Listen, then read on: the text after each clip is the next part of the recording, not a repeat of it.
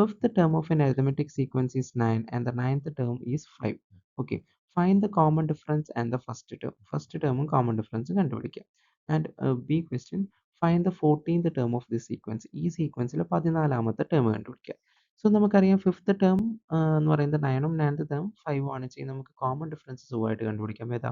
Difference in terms divided by difference in position എന്ന് പറയുന്നത്. Okay. So difference in terms എന്ന് പറയുന്നത് 9 minus 5 എന്ന് പറയുന്നത്, പൊസിഷൻ എന്ന് പറയുന്നത് 5 മൈനസ് 9 ആണ്. അത് അങ്ങോട്ടും ഇങ്ങോട്ടും തിരിച്ചെടുത്ത് കഴിഞ്ഞാൽ ആൻസർ തെറ്റി.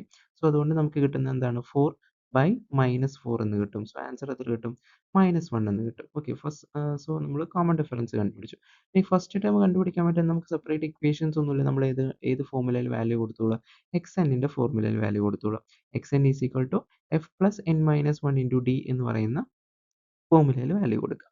ഓക്കെ. സോ അതിനകത്ത് കൊടുക്കുമ്പോൾ നമുക്ക് തന്നിട്ടുണ്ട് X14 അല്ലെങ്കിൽ എന്താ പറയുക X14 ആണ് നമ്മളോട് കണ്ടുപിടിക്കാൻ പറഞ്ഞേക്കുന്നത് അല്ലേ?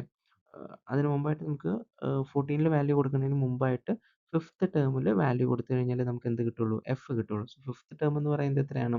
9 ആണ് അല്ലേ? So 9 is equal to F plus 5 minus 1 into -1. ആ -1 കൊടുക്കാൻ മറന്നു പോകരുത്. ആൻസർ തെറ്റിപ്പോകും. Okay. So 9 is equal to F plus 4 into -1 എന്ന് കിട്ടും. So 9 is equal to F minus 4 എന്ന് കിട്ടും. ഓക്കെ. ആ -4 അപ്പുറത്തോട്ട് പോകുമ്പോൾ എന്തായിട്ട് മാറും? അത് പ്ലസ് ആയിട്ട് മാറും. So 9 plus 4 is equal to എന്ത് കിട്ടും? എഫ് കിട്ടും. എഫ് ഈസ് ഈക്വൽ ടു എത്ര എന്ന് കിട്ടി? 30 എന്ന് കിട്ടി. സോ ഫസ്റ്റ് എ ക്വസ്റ്റ്യൻ്റെ എത്രയാണ്? കോമൺ ഡിഫറൻസും കണ്ടുപിടിച്ചു നമ്മൾ, ഫസ്റ്റ് ടേമും കണ്ടുപിടിച്ചു. ഓക്കെ. ഇനിയാണ് നമ്മൾ എന്ത് കണ്ടുപിടിക്കാൻ പറഞ്ഞേക്കുന്നത്? ബി ക്വസ്റ്റ്യൻ ആയിട്ടുള്ള find 14th term. 14th term കണ്ടുപിടിക്കുക എന്ന് പറഞ്ഞാൽ നമുക്കറിയാം എന്താണ്? ഫൈനൽ ടേം കണ്ടുപിടിക്കാനുള്ള ഫോർമുലയാണ് എക്സ് എൻ എന്ന് പറയുന്നത് അല്ലേ? X N is equal to F plus N minus 1 into ഡിയിൽ വാല്യൂ കൊടുക്കുക. വാല്യൂ കൊടുക്കുന്ന സമയത്ത് എന്നിന് 14 എന്ന് കൊടുത്തു കഴിയുമ്പോൾ 13 പ്ലസ് 14 മൈനസ് 1 ഇൻറ്റു -1 എന്ന് കിട്ടും. സോ 13 പ്ലസ് 13 ഇൻറ്റു -1 എന്ന് കിട്ടും. സോ 13 മൈനസ് 13 എന്ന് പറയുന്നത് 0 കിട്ടും. സോ അതായത് X14 എന്ന് പറയുന്നത് എന്താണ്? 0 ആണെന്നാണ്. ഓക്കെ. സോ അതാണ് എ ക്വസ്റ്റ്യനും ബി ക്വസ്റ്റ്യനും എന്ന് പറയുന്നത്. സിമ്പിൾ ആയിട്ടുള്ള ക്വസ്റ്റ്യൻ ആണ് കേട്ടോ. ഓക്കെ. നെക്സ്റ്റ് സിക്സ്ത് ക്വസ്റ്റ്യനിലോട്ട് പോവാം. സിക്സ്ത് ക്വസ്റ്റ്യൻ എന്ന് പറയുന്നത് product of two consecutive even numbers and the one added to will get 289 and what are the numbers? അതായത് രണ്ട് കോൺസിക്യൂട്ടീവ് ഈവൻ നമ്പേഴ്സ് ഉണ്ട്. അതിൻ്റെ രണ്ടിൻ്റെയും പ്രോഡക്റ്റിനോട് കൂടെ ഒന്നും കൂടെ കൂട്ടിയപ്പോൾ എത്ര കിട്ടി?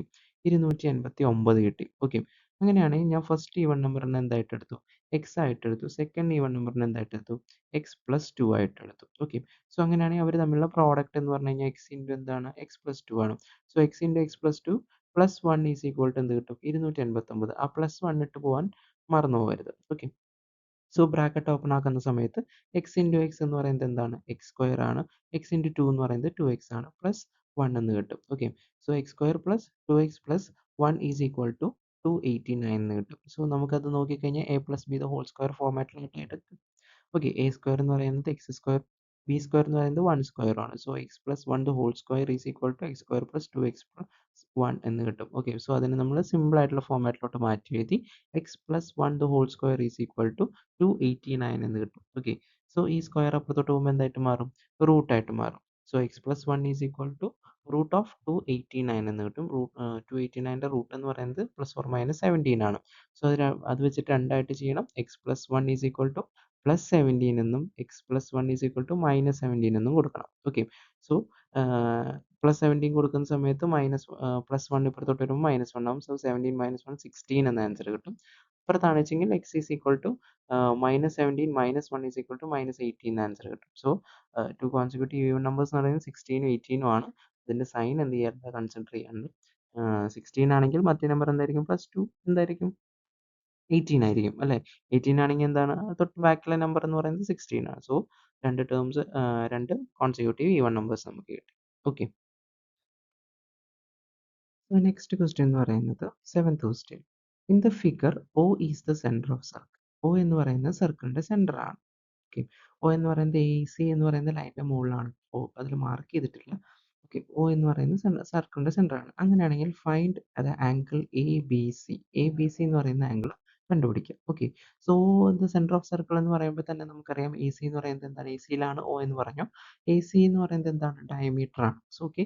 ഡയമീറ്റർ ആകുമ്പോൾ ആംഗിൾ എ ബി സി എന്ന് പറയുന്നത് എന്തായാലും 90 ഡിഗ്രി ആയിരിക്കും. സോ എ ബി സി എന്ന് പറയുന്നത് എന്താണ്? 90 ഡിഗ്രി ആണ്. ബ്രാക്കറ്റിൽ എന്ത് എഴുതണം? Angle in a semicircle is right. നമ്മുടെ തിയറം എഴുതിക്കോളുക. ഓക്കെ. ബി ക്വസ്റ്റ്യൻ എന്ന് പറയുന്നത് find the diameter of the circle. സർക്കിളിന്റെ ഡയമീറ്റർ കണ്ടുപിടിക്കുക. സോ ഈ ഒരു ക്വസ്റ്റ്യനിനകത്ത് എ സി എന്ന് പറയുന്നത് എന്താണ് ഡയമീറ്റർ നമ്മൾ നേരത്തെ കണ്ടുപിടിച്ചു. ഓക്കെ.